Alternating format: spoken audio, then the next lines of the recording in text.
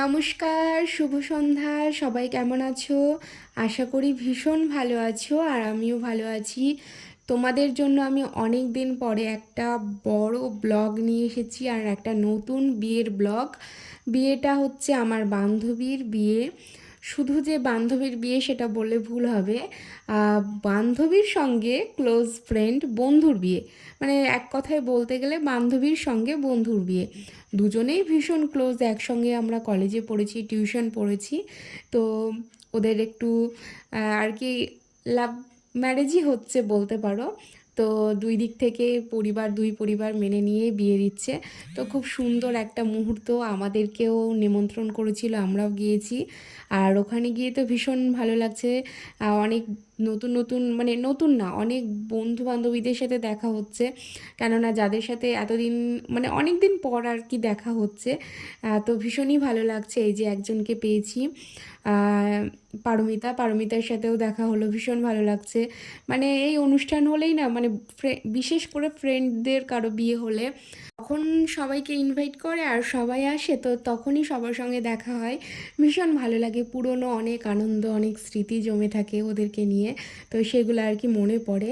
তো এই যে পারমিতার একটা পুচকু আছে, তো পুচকুটার সাথে একটু ভিডিও করলাম। আর এখানে দেখো প্রীতিকে কিন্তু দেখতে খুব সুন্দর লাগছে, ওকে আমি দেখেই যাচ্ছিলাম। আর খুব সুন্দর ডেকোরেশন হয়েছিল ওর বিয়ের।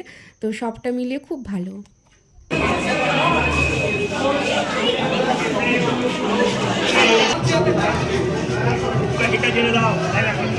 ও বন্ধু, ও বন্ধু, বন্ধু শুনতে পাচ্ছে না।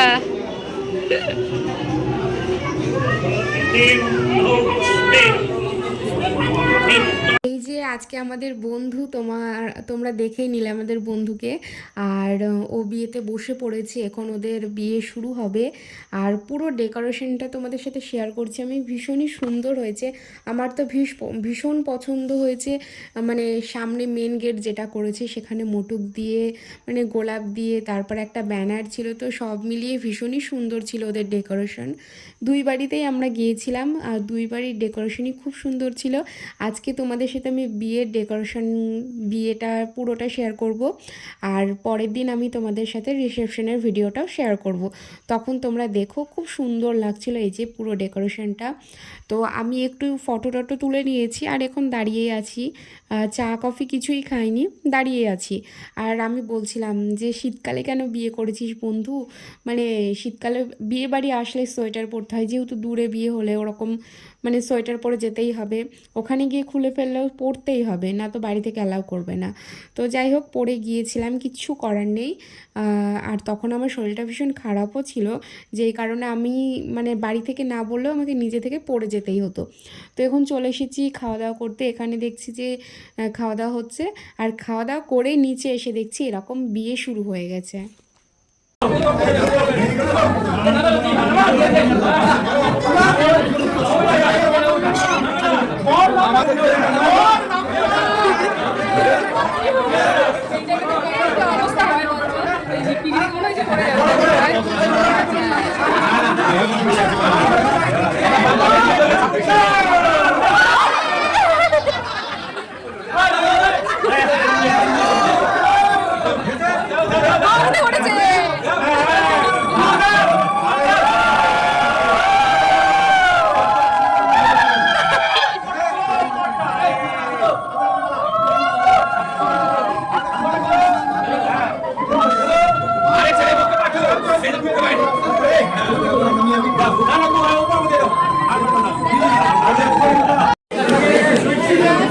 শুভদীপ, কেমন লাগছে বিয়ে করে বন্ধু?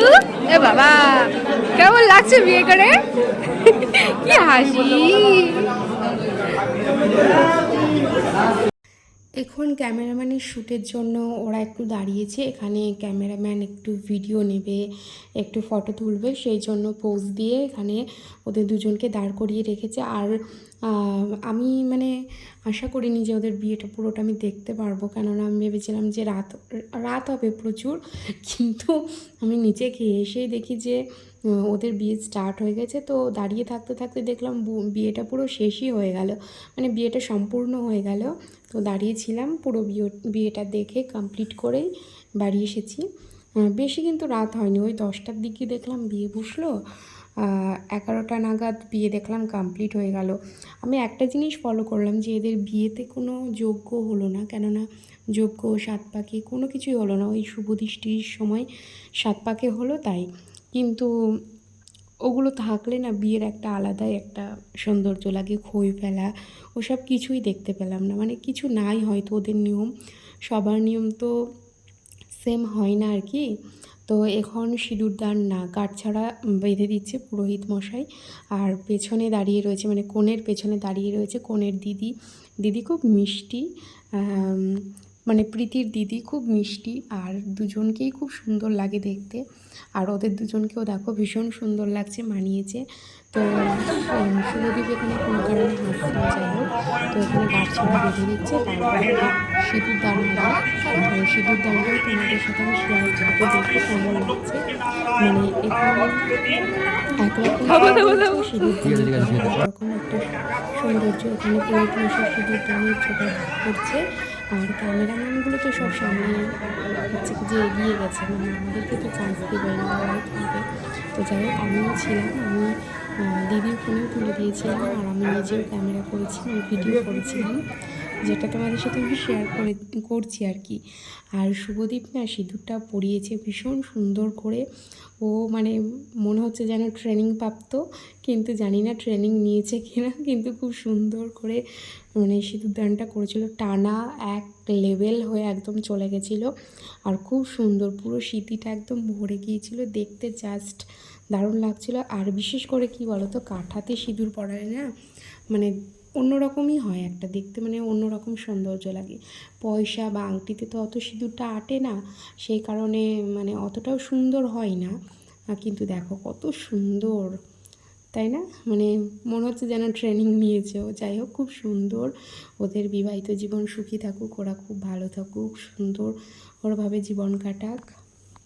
যেই সিঁদুরটা পরানো হলো পুরো চেহারাটাই পাল্টে গেল, মুখের সৌন্দর্যটা যেন আরও মানে বেশি পরিমাণে ফুটে উঠলো।